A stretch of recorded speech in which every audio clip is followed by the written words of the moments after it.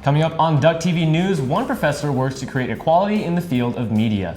Also, a local beer hotspot helps make the community a better place. Good evening and welcome to Duck TV News. I'm Nick Nathaniels. And I'm Macy Crow.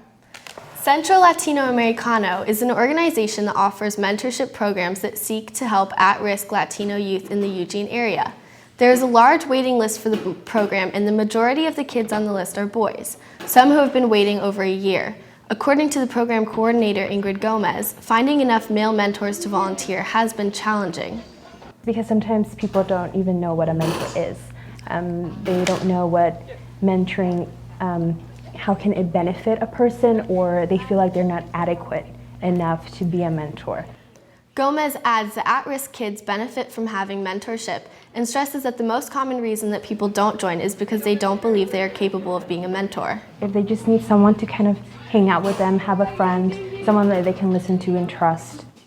Anyone, regardless of ethnicity, can become a mentor at Centro Latino Americano. If you want to get involved, visit their website.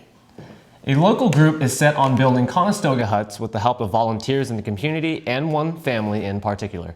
Eric and Faye DeBur are creating advanced shelters for homeless individuals in Eugene and Springfield through community-supported shelters. The huts are made out of plywood, aluminum, and plastic, and on an average take an hour and a half to complete. They are located in parking lots and behind churches in Eugene and Springfield. The camps made from these huts are stabilizing the lives of homeless people. The group is really integrated like a community, like maybe a sorority is, or like a family. And that's like the best thing about it, is it's creating family and support for people that wouldn't otherwise have it. Only slightly bigger than a common tent, the Conestoga huts are transforming the image of homeless living conditions. The Women's Center recently teamed up with the Journalism School to create a workshop for women wanting to work in the media. Natasha Pitzer has the story. Imagine landing an exciting new internship and then being told by your boss that once you had a family, your career would be over. This is what happened to one student at the University of Oregon. Find out what one professor did to change this moment of social prejudice into a cultural movement. When Dr. Mary Erickson heard one of her students receive such discrimination from a male coworker, she decided that the University of Oregon needed to address issues facing women in media. Yeah, I think women do still have to prove themselves in a way that I think that a lot of men don't necessarily have to, or they don't start, oftentimes they don't start at the same level. This event, hosted by the Journalism School and the ASUO Women's Center, brought together a panel of female advertisers, newspaper writers, television news directors, and reporters. And while they spoke of their personal experiences in the field of media, their stories encourage young women to break down mental and social barriers around any career goal. But how do we motivate girls to pursue their interests, whether it be journalism, whether it be medical school, whether it be, the arts and letters? There needs to be more people that are there to foster those things.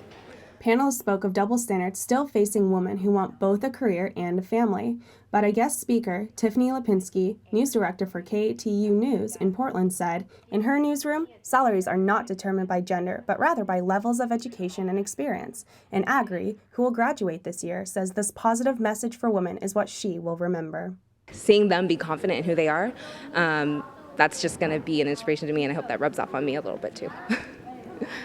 Brandy Teal, director of the ASUO Women's Center, hopes this event will continue annually. I'm Natasha Pitzer for Duck TV News. Thanks, Natasha. For more information, visit the Women's Center in the EMU.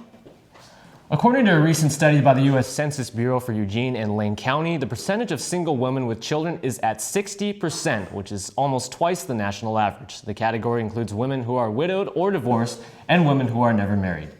It's been over a year since the tobacco ban on campus was implemented in the fall of 2012. The University of Oregon was the first Pac-12 school to make their campus smoke and tobacco free. In the past year, the University of Oregon Police Department has not given any citations for students smoking on campus. It's not something that is in itself, going to result in, a citation without the opportunity for someone to comply with the rule. It really is not something that you're going to see from, even public safety departments, let alone police departments. The UO Police Department said students have been respectful of the tobacco rules. The ban was made to provide a secondhand smoke-free environment for students, employees, and visitors. Although with the rising popularity of e-cigarettes, U of O may see an increase of smoking on campus in the future. Last month's winter storm left a great deal of damage on campus. While most of the damage was done during the storm, the fate of UO's trees is left uncertain. Jordan Elizondo has the story. I'm standing here in front of D.D. Hall next to some of the oldest and tallest trees on campus. Luckily, these trees have not been affected by the recent snowstorm, unlike some other unfortunate trees across campus. While initial efforts focus on hazards and student safety, campus operations is now evaluating the long-term impact of the damage on over 4,200 trees campus-wide. They have had to hire additional staff, including tree contractors, and have spent over $38,000 on external damage. Fortunately, most of the oldest trees on campus weren't affected by the snowstorm, such as the Condon Oak near Villard, which is estimated to be almost 200 years old. As of March 1st, only 6 trees have been completely removed. Sometimes the attitude you have to take is thinking 10, 20, 50 years down the road, and what tree do you want to have in 50 years rather than what tree do you want to hold on to for just a couple years more. Deciduous trees such as oak tend to have more fragile and brittle branches, so when the snow and the ice fall on them, they tend to break.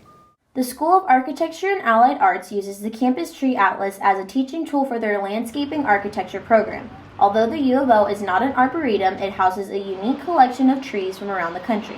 Overall, we had a significant amount of damage, but once all the trees are pruned, everything's cleaned up, you'll see a significant difference once they start to leaf out in the spring. It'll look pretty good.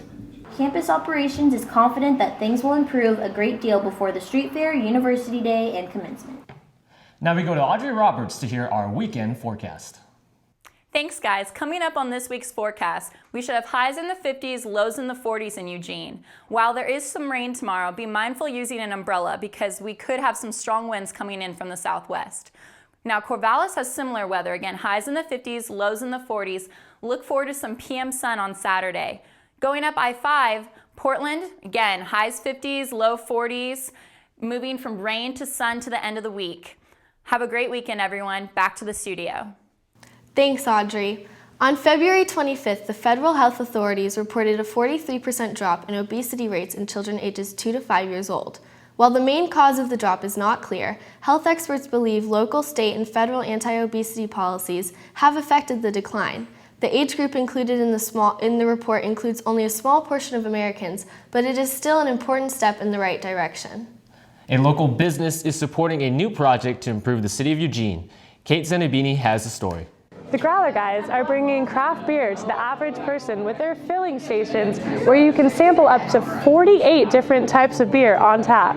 In addition to having more tasteful and long-lasting beer, people are becoming eco-friendly by filling up a reusable growler at the filling station. They not only improve the Eugene community by offering environmentally friendly ways to enjoy beer, but they are also supporting the Eugene Green Alley Project. The Green Alley Project is a student-led initiative focused on implementing green alley redesigns that promote sustainability and neighborhood connectivity. There are 26 miles of unpaved gravel alleys in Eugene at the current moment. That's a lot of ground to cover, and it won't be covered all in 1 year. Poorly maintained alleys can be more of a liability than a resource. The Eugene representatives say alleys can become dirty and neglected and are a prime location for crime and drug use. However, properly designed alleys can become active, vibrant spaces that improve neighborhood function, reduce crime, and promote sustainable practices. We reached out to Growler Guys through one of my other team members. It's not a financial thing. We want their interest. Their interest is a lot more valuable than them just throwing money at us.